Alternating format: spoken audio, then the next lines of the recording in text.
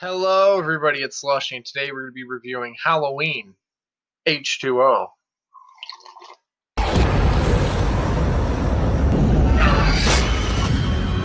Halloween H20. Don't judge me for taking a sip of water. It's in the goddamn title, okay? So, Halloween H20 is one of the two Halloween films to come out in the 90s: Halloween The Curse of Michael Myers, and obviously Halloween H20, or Halloween 20 years later, or just H20. I prefer to just call it H20. It's a lot simpler, to the point, and what the hell? I love water, so why not? Um, so this is the first film since Halloween 2, 1981, to get Jamie Lee Curtis back in the title role of Laurie Strode. And so she's back. All the sequels are retconned, besides Halloween 2, and of course Halloween 1's not retconned. If a movie decided to retcon the original, you're fucking dumb as shit. Unless it's a remake, that's a different story. But if a sequel was like, you know what, fuck the original, we're just gonna retcon it. We'll just pretend the sequels happen. You know how dumb that would be? It'd be very fucking dumb. Don't do it. Ever. Don't you dare fucking do it. Okay?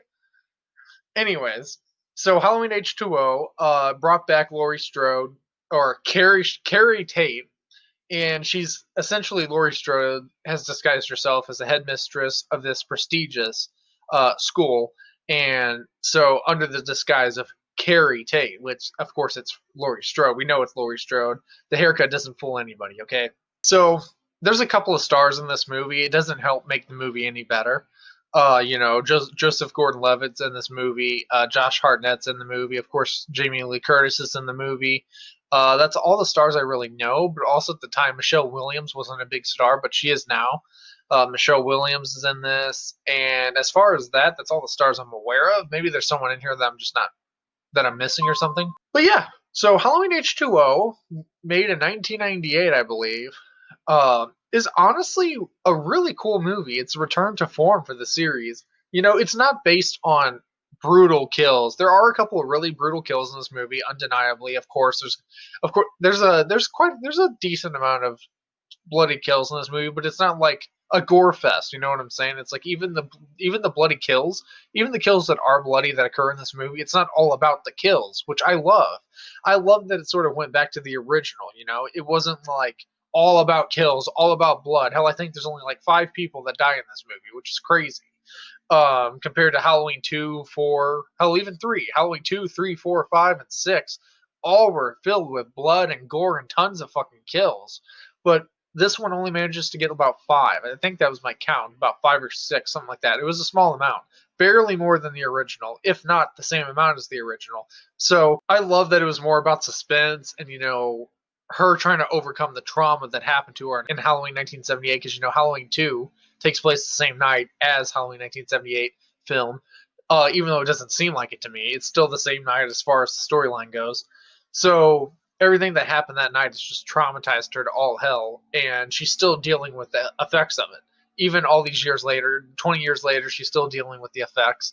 So one thing that does weigh this movie down, and it's not nothing that they could have controlled, it's the absence of Dr. Loomis, played by Donald Pleasance. It's very sad to have a Halloween film without him. I'm not gonna I'm not gonna say the movie's bad because he's not in it, because that'd be wrong. Because he died. It's not like he could have controlled that. And also, they included bits of him and a guy doing the voice of Dr. Loomis, which, by the way, he didn't do a very good job in my opinion. But that's besides the point. It doesn't matter. I barely pay attention to that guy anyway because it's not Dr. Loomis to me, and I just don't care. Beyond that, though, the film has its own merit. Is very good. Again, it's a suspenseful movie, return to form. The guy that plays Michael Myers, Christopher Duran, he's a great Michael Myers. I would say besides James Jude Courtney, the guy that plays Michael Myers in the new movies, 2018 Halloween Kills, Halloween Ends, which are coming out next couple of years, him and Christopher Duran are the only 2 guys to ever match Nick Castle's movements from the first movie. Everybody else are just imitators. As much as I love George P. Wilbur in Halloween 4 and 6, they're imitators. They can only, try to mimic. See, the thing about the original guy is he's not acting. He is essentially that character. He creates the character with his movements and his gestures and the way he does things. He creates that character.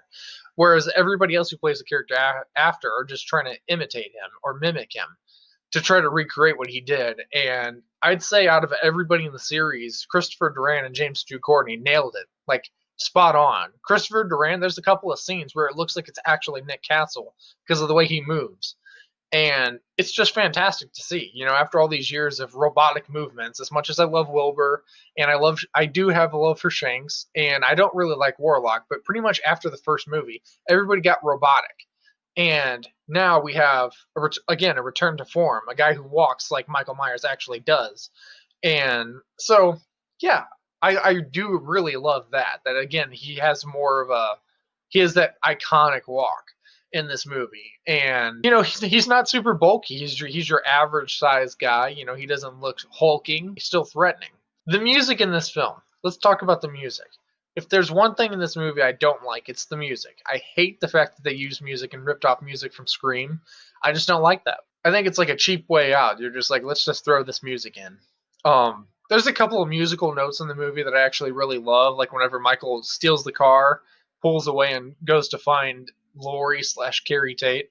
The musical note that happens there I thought was pretty sick and awesome, and it gives me chills.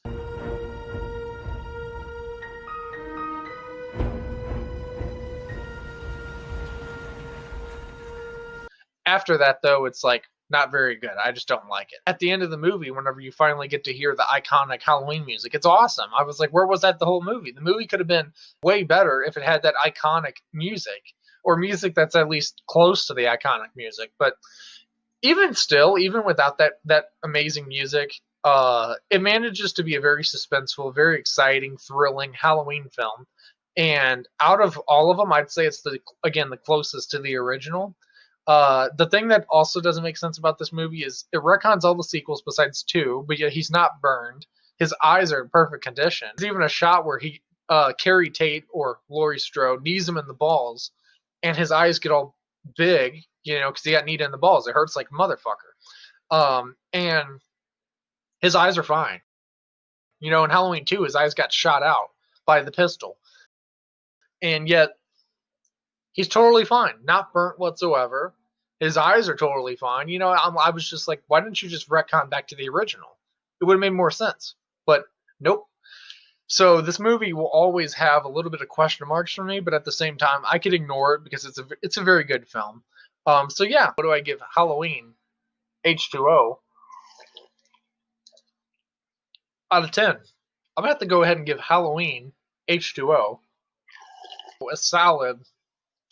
I'm going to give it a 9.5 out of 10. As far as sequels to the original go, I would say it's about as good as you can get. I wish they would have just completely retconned the second one, because it makes no sense. If you retcon the second one all the way up until the second one, and then you just include the first one, he never got burnt in the first one. He got shot 6 times in the first one, but he wasn't burnt. He didn't have his eyes shot out, so it made a lot more sense. But yet, so there's always going to be question marks with me for this movie, things that I'll never understand. But again, I can ignore it because the film itself is very good. So yeah, let me know what your guys' thoughts are on Halloween H20 down below. Hit like if you enjoyed this, subscribe if you're not already, hit that bell to get notified anytime I make a video or stream. Keep up to date with the channel. There's some crazy going on, and I will see you in the next one. Bye-bye.